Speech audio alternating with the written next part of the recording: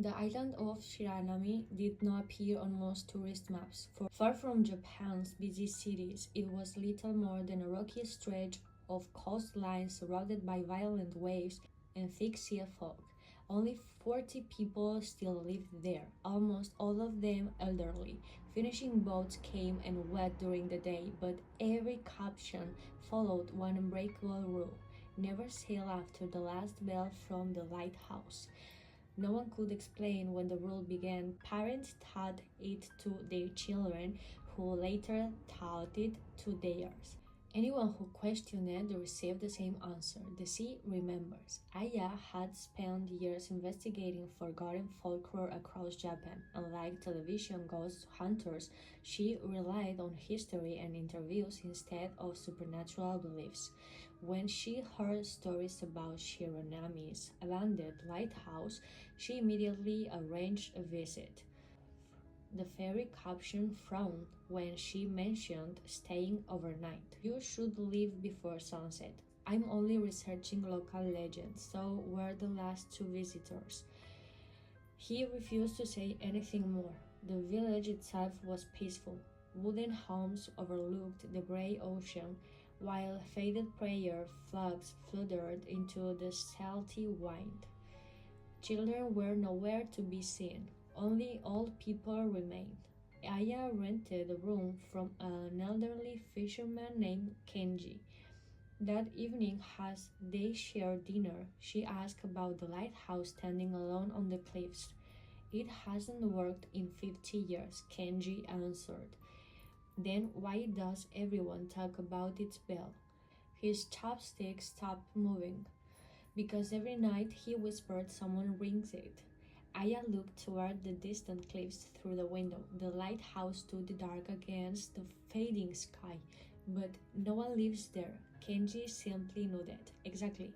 After dinner, she walked through the village collecting stories.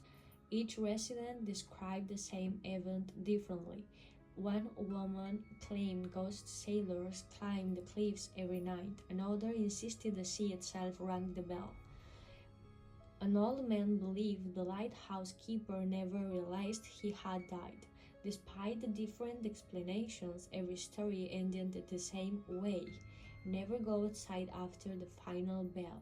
Aya returned to her room convinced the legends were simply local tradition mixed with imagination. At exactly 10 o'clock, the bell rang. Its deep, metallic sound rolled across the island. Once, twice, three times. Every house immediately went dark. Curtains closed, door locked. Within seconds, the village became completely silent. Curious, Aya stepped outside. The streets were empty, only moonlight reflected across the ocean. The light remained dark, yet the bell continued ringing. Slow, patient, as if inviting someone closer. Ignoring the warnings, Aya followed the narrow path leading toward the cliffs. The higher she climbed, the colder the air became. Halfway up, she noticed something strange. The sound of the waves had disappeared. The sea below moved normally, crashing against the rocks, yet no noise reached her ears. Only the bell. When she reached the lighthouse, its rusted iron door stood slightly open. Inside, dust covered everything: broken furniture, collapsed stairs, shattered windows. No signs that anyone had entered for decades. Then the bell rang again, this time directly above her. Aya shined her flashlight toward the tower. The enormous bronze bell swayed gently, completely on its own. There was no rope, no wind, nothing touching it. As she stared upward, another sound echoed through the lighthouse: wet footsteps, slowly descending the staircase. Someone or something was coming down. Aya called out. No answer, only footsteps. She aimed her flashlight toward the stairs. A figure emerged from the darkness. It wore an old lighthouse keeper's uniform, soaked with sea water. Its cap hid its face. Every step left podless across the wooden floor. The figure stopped only a few steps away without lifting his head. It spoke. Is the storm over? Its voice sounded distant, as though coming through deep water. Aya swallowed nervously. "There isn't a storm." Then the figure slowly raised one hand and pointed toward the ocean. "You can't hear it anymore." Before Aya could respond, every sound returned at once: the crashing waves, the screaming wind, the cries of hundreds of people. She rushed outside. The sea below was no longer empty. Dozens of old wooden boats floated offshore. Each carried silent figures dressed in clothing from another era. Some held lanterns, others simply stared toward the lighthouse. None moved, none blinked. The keeper stepped beside Aya. "They're still waiting. For what?" "The light." He slowly turned toward her. His face had no eyes, only smooth, pale skin stretched beneath the cap.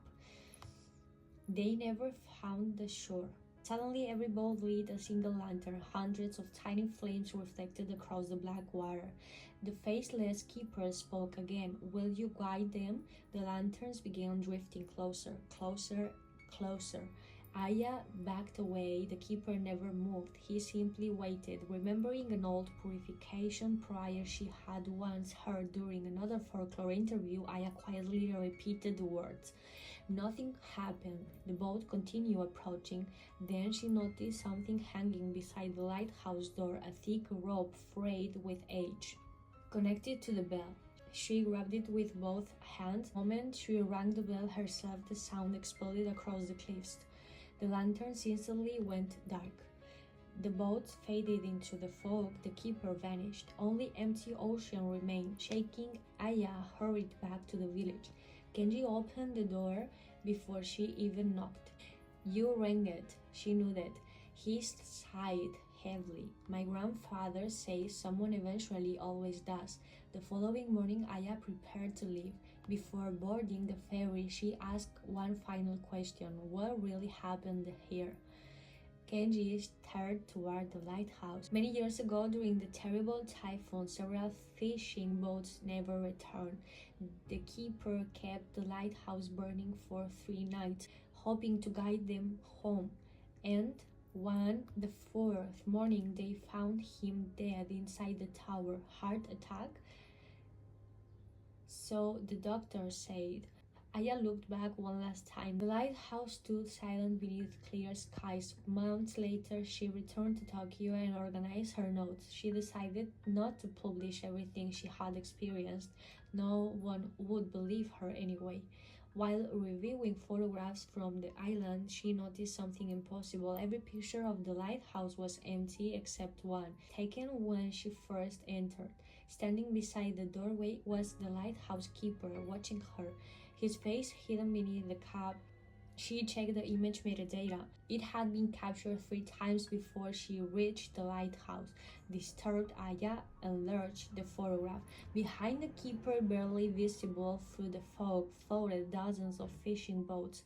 Every lantern was lit. Every passenger faced the camera, waiting. That night, a package arrived at her apartment with no return address. Inside was an old brass bell, no larger than her hand. Attached to it, was a weathered note written in faded ink: "If the light ever goes out again, ring the bell." She had never told anyone about ringing the lighthouse bell, not even Kenji. Unable to sleep, Aya locked the package inside a drawer. At exactly 10 o'clock, the tiny bell rang by itself, once, twice, 3 times. Outside her apartment window, despite living miles from the coast, she heard waves crashing against unseen rocks. The next morning, the drawer was empty. The bell had disappeared. Only damp seawater remained inside.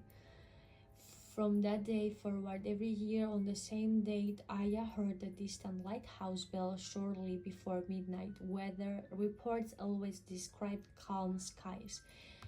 But when she looked outside, she could swear the smell of salt drifted through the air. Somewhere beyond the darkness, unseen boats were still searching for a shore they would never reach. And every night, someone was still keeping the light.